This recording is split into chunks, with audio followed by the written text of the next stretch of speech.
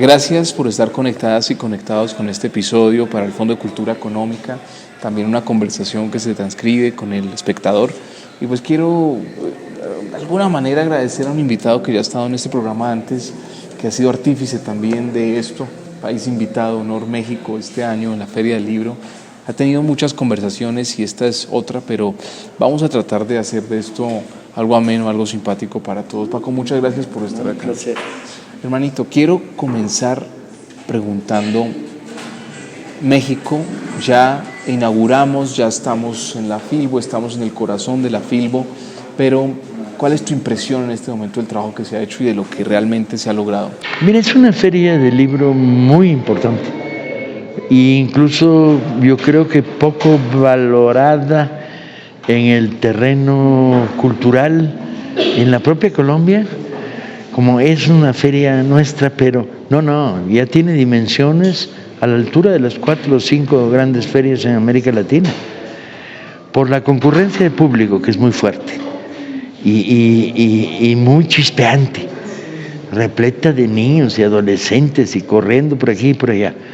La calidad y el nivel de invitación y luego la excelente expresión de la cantidad de libros que yo me supongo que en la vida normal de Colombia nunca los verás juntos, ¿no? Estos despliegues inmensos de librerías, propuestas independientes, universitarias, librerías que habitualmente no tienen fuerza para tener la presencia que tienen aquí, editoriales que vienen con fondo recortado. Entonces tengo una valoración muy positiva de la feria, no tan positiva de cómo el gobierno colombiano ha enfrentado de arranque el tema del libro, pero también es muy pronto. A nosotros nos tomó tiempo arrancar. Desde el momento en que Andrés Manuel toma el gobierno de México hasta que el fondo se desata con políticas populares muy claras, bajada del precio de los libros, redes de distribución diferentes, presencia en comunidades, clubes de lectura, tuvimos que hacer crecer la pelota, y entonces supongo que en Colombia todavía es muy pronto para que la pelota empiece a moverse, pero sería una de las reflexiones que esta feria tendría que producir, que es, ok, en el nivel de vender libros ahí estamos, pero en el nivel de promover la lectura llegando a los que no están leyendo, ¿cómo vamos? Claro. En el nivel de los ecos mediáticos, televisión, prensa, radio, ¿están de verdad o están en el lugar común? Porque me he aburrido de dar entrevistas en esta feria, todas ellas iguales. ¿Qué tal lo ves? Muy bien, me da mucho gusto. Qué felices somos todos. Todo es perfecto, ¿no? No perfecto, es rutina. Y hay que preguntarse, ¿dónde están las claves? O sea, tuve aquí reuniones con compañeros del Fondo de Cultura, los directores de Chile, de Argentina, de Guatemala y de Colombia.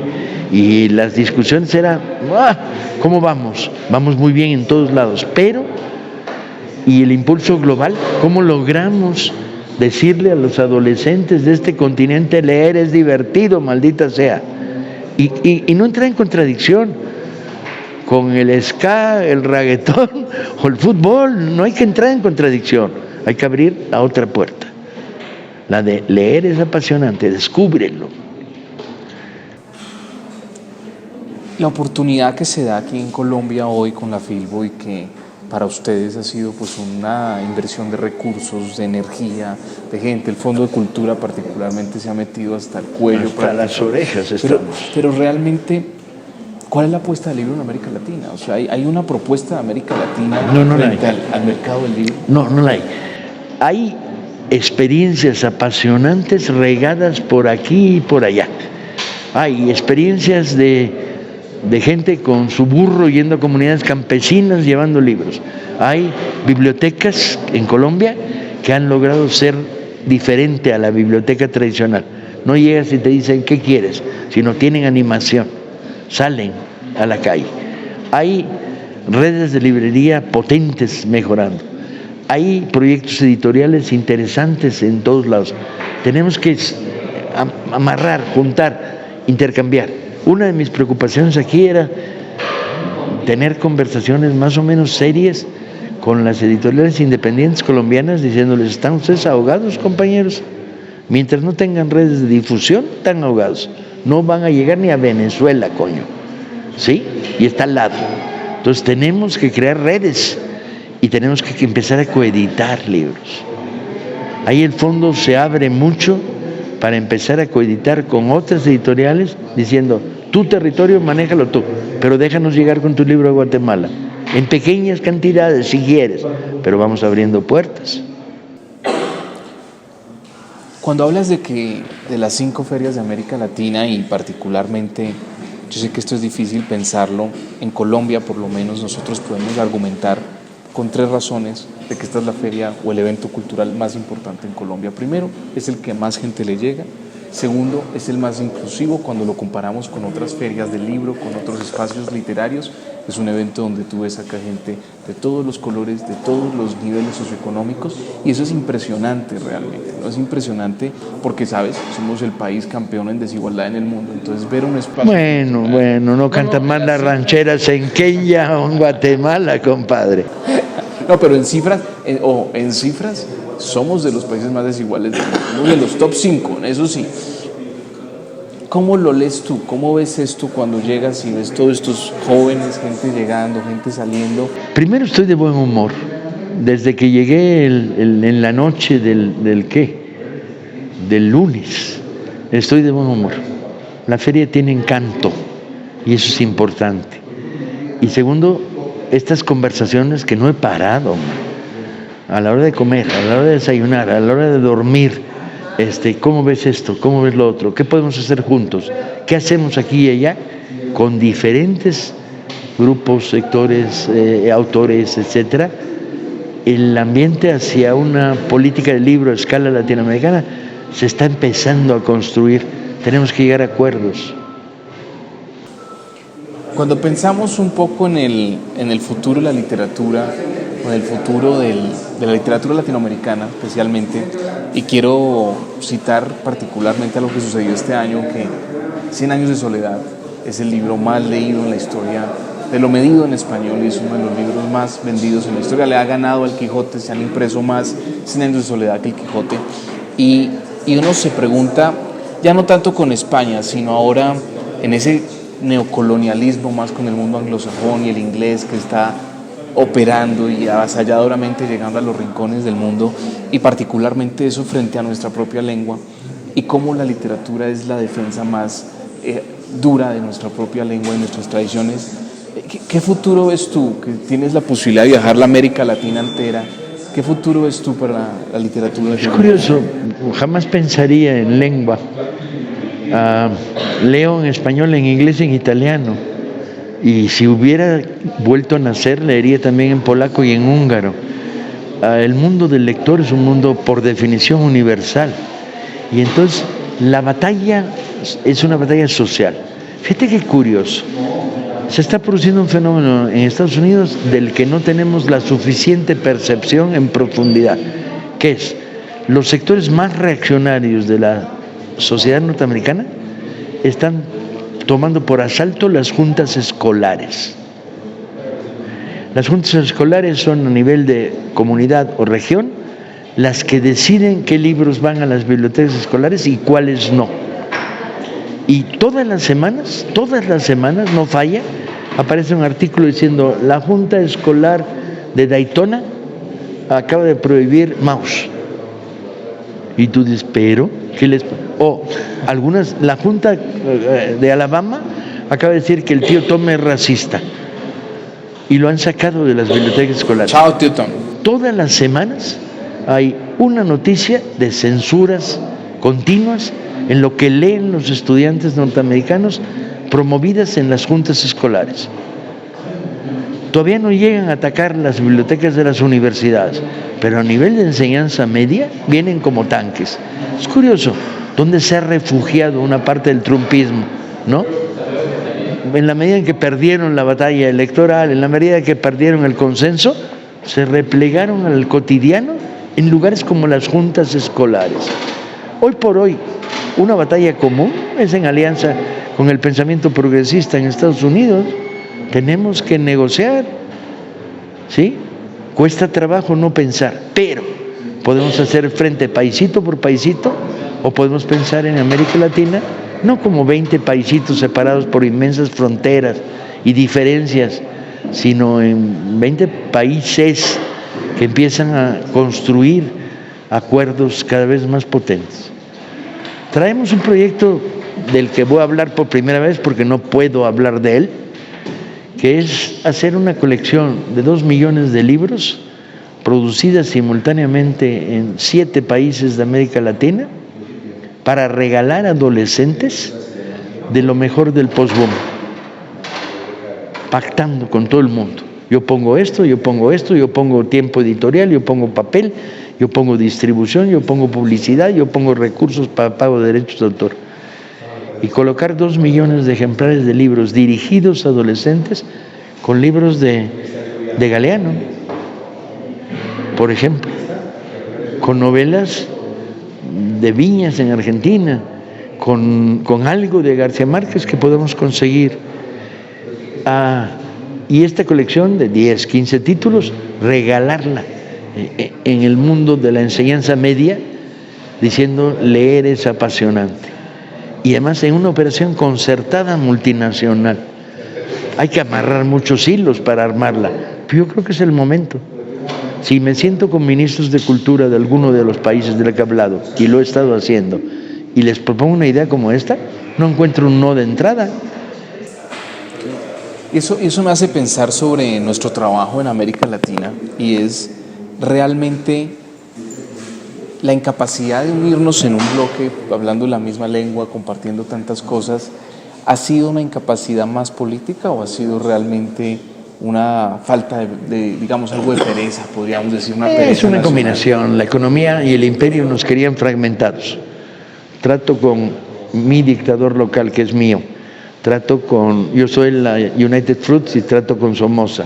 Yo soy las transnacionales del automóvil y trato con los sindicatos blancos mexicanos de la frontera para las maquiladoras o con los corruptos priistas. Es una combinación económico-política que está interesada en que la fragmentación siga porque no les estorba. Es una buena pregunta. ¿Vamos a poder avanzar? Evidentemente vamos a avanzar, ascensos, caídas. No hay avances lineales nunca en la historia. Colombia y México y esta feria del libro como una bisagra posible, un reloj de arena por el que atraviesan la cultura, la política, las ideas, porque si hay algo político son las ideas. Sí, señor. Si hay un lugar donde se negocian ideas, es en una feria del libro. Sí, señor. ¿No? O sea, eso... Hoy es Bogotá, pero a fines de mayo va a ser Buenos Aires. O sea, hay que empezar a pensar en América Latina como una estructura de poliejes, no de un eje. Hoy es Bogotá, pero te digo, dentro de un mes este debate hay que llevarlo a Buenos Aires. Y en octubre al Zócalo de la Ciudad de México. Y yo creo que va a prosperar. No sé qué tanto podremos avanzar. En México mucho, porque estamos avanzando mucho y a mucha velocidad, pero en la conexión latinoamericana no sé qué tanto. Ahora, hasta ahora no me he encontrado ningún director del libro, ministro de Cultura, escritor, que me diga, no, al revés. Me dicen, sí, ¿qué hago? ¿Cómo aporto? Hay un tema que hoy lo pensé porque tuve que al almuerzo salir de la feria, es el único momento en que he salido. Tomé un taxi aquí cerca y el taxista que me recogió me preguntó de qué era el evento. Le dije, es la feria del libro. Y me dijo, ¿y cuál es el país invitado? Yo le dije, no, pues es México, el país invitado. Y durante los 40 minutos que duró el recorrido, me habló de los 5 libros que estaba leyendo. Me encantó, por supuesto, es maravilloso. Sube la moral. Total. Pero uno se pregunta, Paco, realmente esa diferencia que a veces tenemos en una literatura más, voy a decirlo, no sé si suene fuerte, más industrial, más de una, digamos, mercantil, de una manera mucho menos profunda, con una, no digo pobreza, pero con un lenguaje mucho más simple, que a veces en los sectores más intelectuales de la sociedad se tiene un poco una reticencia a esa literatura, pero también esa literatura produce unos efectos que es traer gente a leer, ¿no? Pero cuando uno piensa en una feria, ¿cómo se hace una buena feria? ¿Para quién? ¿Para quién es una buena feria? Para la gente. Y eso que es una abstracción se vuelve una concreción. Y cuando dices, tengo una sociedad que está leyendo poco, ¿quiénes están leyendo poco que podrían leer más? En principio, el fomento de la lectura parte de un supuesto, es democrático, no es obligatorio. Que lean los que quieran. Ahora, ¿qué tienes que hacer? Tienes que decirle a miriadas de adolescentes, leer es divertido. Y no saben que leer es divertido. El problema no es que no quieran leer, es que asocian leer con aburrimiento, castigo escolar, examen del día siguiente, y asocian el fenómeno de la lectura. La educación produce lo contrario que promueve. Siempre es dialéctico, produce las dos cosas. Mejora tu calidad de comprensión, mejora tu calidad de lectura, mejora tu calidad de información, pero pierdes el placer de leer. Y hay que jugar con doble juego. Tienes que mantener la presión en el nivel educativo por lectoescritura, lectura de aprendizaje, lectura de velocidad, pero tienes que introducir en la sociedad, no necesariamente por la vía de la educación pública, introducir el placer de leer. Es que el colmo que un personaje como yo use palabras como placer con tanta felicidad. Parezco hedonista trasnochado. Esperemos que no, pero acabo de llegar de Nueva York y una de las cosas que me impresionó fue nuevas librerías. Esto tiene todo que ver con nosotros. Y nuevas librerías. Y al mismo tiempo todo el mundo está del techo en el mundo académico por ChatGPT, están del techo porque ahora hay la inteligencia artificial que te fabrica la historia y la vaina. Y uno dice, bueno, pero ¿tú cómo ves eso? ¿Cómo lo veo? Sí. ¿Has consultado a ChatGPT algo? Para nada. ¿Para qué? ¿O ChatGPT te ha consultado? Cuando tengo tiempo escribo, no busco un robot que me resuelva la vida. Son las modas. Ya he oído tantas veces el fin de la historia, el fin de la novela. Tómenlo en serio. El fin del libro en papel, mentira, siguen coexistiendo, tienen sus momentos, sus tiempos para el lector. Que prolifere el libro digital, desde luego, pero ¿dónde tiene que proliferar de manera drástica? Tiene que haber libros de texto accesibles digitales en todas las bibliotecas, para que sean consultados. Pero a la hora de leer una novela, ¿tú crees que mandarlo digital a una biblioteca va a hacer que lo leas? No. Yo pienso que no. Yo pienso que el cuento, la novela y la poesía probablemente puedes usar el teléfono. Pero el cuento y la novela, el cuento a veces, pocos. La novela, desde luego, necesitas papel. Y entonces, ¿para qué entrar en esta estéril batalla sobre qué va a papel y qué no va a papel? En México, en el fondo, cada vez que producimos un libro, va a digital.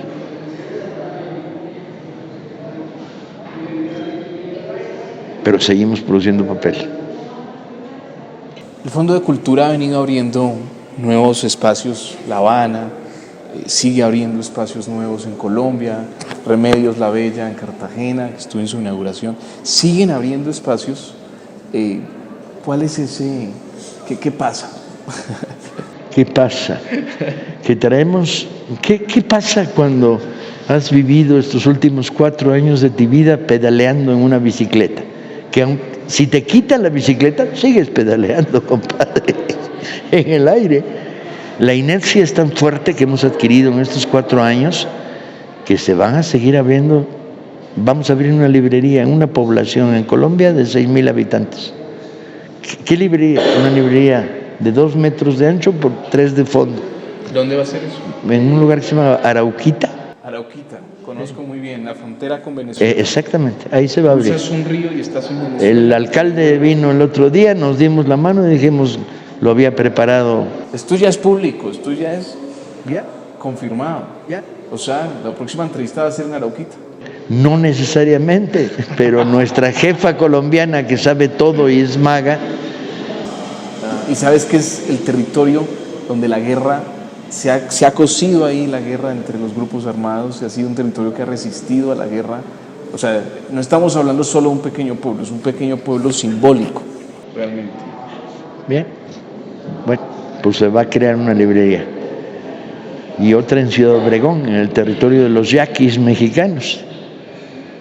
Y vamos a estar creciendo a razón de 6, 7 librerías en todos lados al año, y nuevas redes de distribución, y nuevos esquemas, y participación en ferias populares por todos lados. En la inauguración de la Filbo fueron 2 discursos y hay un consenso general de los 2 discursos que ganaron un poco, que se sintieron reales y fuertes y sólidos, y fue 1, el de Chimamanda, y 2, el tuyo, ¿no? Y es un consenso, es algo que he hablado con muchas personas y lo pensamos. Y hay algo ahí que te quiero preguntar primero por el de Chimamanda. Tú escuchaste el de Chimamanda, has escuchado, quizás viste su presentación, tal vez no, pero ¿qué piensas? ¿Cómo la viste? ¿Cómo viste sus palabras? Lo digo porque pues esto hace parte de todo lo que ha sido esta feria. Bueno, sin duda había un mensaje feminista que cae en un momento en el que hay una sociedad muy receptiva, y lo logró.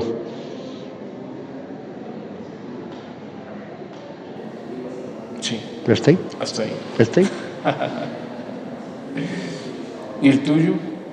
El mío fue un exabrupto, colega. Me dan un micrófono y despotrico, y protesto, y aúllo, y hago llamados al aire, a la nada. Y hice un claro llamado a repensémonos como parte de América Latina, y tuvo un eco, quizá porque, bueno, primero porque no tengo pelos en la lengua, entonces digo lo que pienso y pienso lo que digo. Y segundo, por lo que te decía al principio de esta conversación, hay un ambiente, propicio. Sin duda. Regreso a México de Colombia con la clara idea de que es un ambiente propicio. Lo quiero contrastar con las experiencias que van a tener 2 personas que van a llegar de la delegación de México a esta feria. La primera es Paco Pérez Arce, el director editorial del fondo, que yo me voy y llega él. Y la segunda es Paloma Sáiz, la directora de la Brigada Paralela en Libertad, que llega en los últimos días a tener un diálogo con CERLAC sobre la experiencia de la brigada en México y lo que significa. Dentro de 15 días voy a poder sentarme con los 2 y comparar experiencias, y luego he estado hablando todos los días con Gaby. Yo creo que hay un aire, soplan buenos vientos para el barco de el libro en América Latina. Hay un tema que nos asiste mucho cuando vemos en una feria colombiana, pero como tú dices, global, a una escritora nigeriana hablando en inglés, y luego a un escritor y editor y intelectual mexicano haciendo ese discurso tan latinoamericano. Y claramente te lo quiero preguntar sobre la identidad, ¿no? Porque la identidad en estos tiempos en que hay tantas aristas, en que entras al pabellón de México y te comes un taquito, y luego mañana tengo unas conversaciones con gente de Perú y de Bolivia, y al final de estas ferias, no sé si soy colombiano al final estoy... Pero eso es bueno. No, claro, pero eso es sano. Lo vives? Igual al final de estas ferias, al final de estas ferias me regreso a México repleto de ánimos, de contactos, de propuestas, de ideas, y de mi amor por la comida colombiana. Yo comí lechona con papas fritas belgas en cantidades industriales, por eso estoy un poco más lento que de costumbre. ¿Qué tal la lechona? Buenísimo. Paco, quiero ya un poco finalizando este espacio, esta conversación, que sobre todo charlar, de eso se trata. Y bueno, un poquito, bueno, ¿qué te gustaría preguntarle a la gente de la feria? Porque también a la gente que ha venido, ¿qué dudas tienes? ¿Qué te gustaría saber cómo los colombianos han recibido este espacio? No, tienes olfato. El que ha estado en 1000 ferias sabe que ese adolescente que compró un libro tardó 2 horas en comprarlo, porque tiene el dinero para comprar uno. y sabes lo que le costó revisar, ojear. Y también tienes idea de que ese grupo de adolescentes compraron por presión de mercado, de publicidad, de moda. Y no cuesta trabajo sacarlos de este mundo neoliberal consumista que te dice qué leer, cómo leer. Y tienes una clara idea de que lograste atraer a un sector de público muy claro hacia nuevas propuestas. Y tienes una clara idea de que hay una producción literaria en Colombia en un nivel que no acaba de destacar, que no acaba de saltar. Y por grande, difícil de lograr, hay poco pastel para demasiados comensales. Entonces no tengo ni idea qué va a pasar aquí en Colombia en términos de los próximos libros que vayan a tener éxito. Ni idea tengo. Y ahí sí tengo que preguntarle a Gaby, que es la que sabe. Al principio de esta entrevista hablaste con seriedad hablaste con seriedad de lo que para ti es que el gobierno no ha iniciado muy bien el plan de lectura y el plan en la literatura. Usaste la palabra muy bien, no me la pongas en la boca. No he iniciado a desplegar y obviamente va a tener que iniciar. En algún momento Petros va a tener que poner sobre la mesa. Pero vamos un año, ya casi un año. Colega, a nosotros nos tomó 1 año y medio despegar y teníamos todo.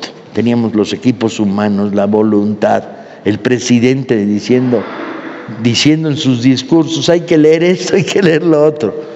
Y nos tomó 1 año y medio despegar. No es fácil.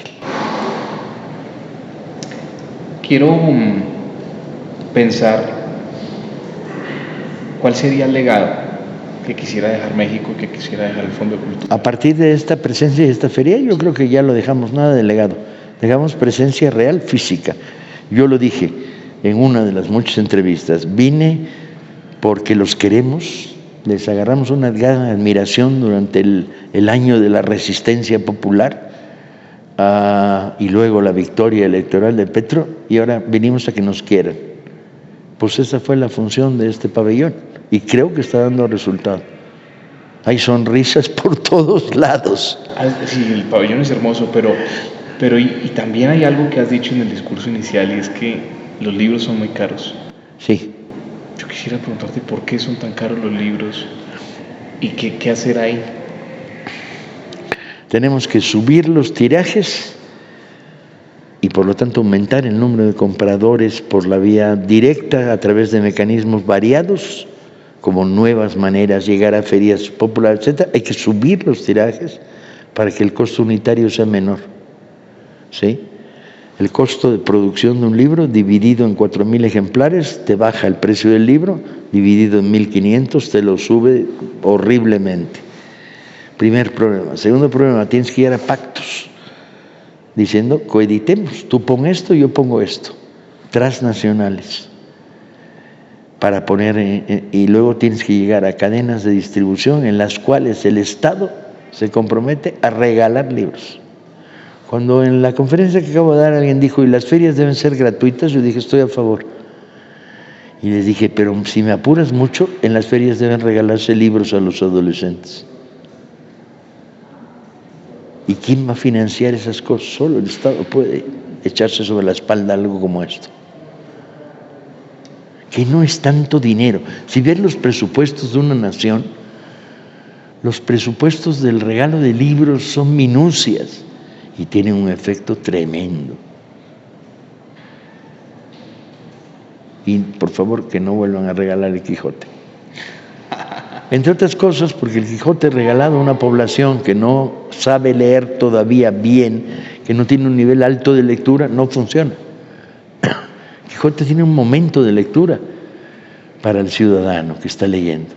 Entonces hay que pensar muy bien qué libros regalas. Muchas gracias por esta entrevista. Yo quiero que te despidas tú. Yo me despido.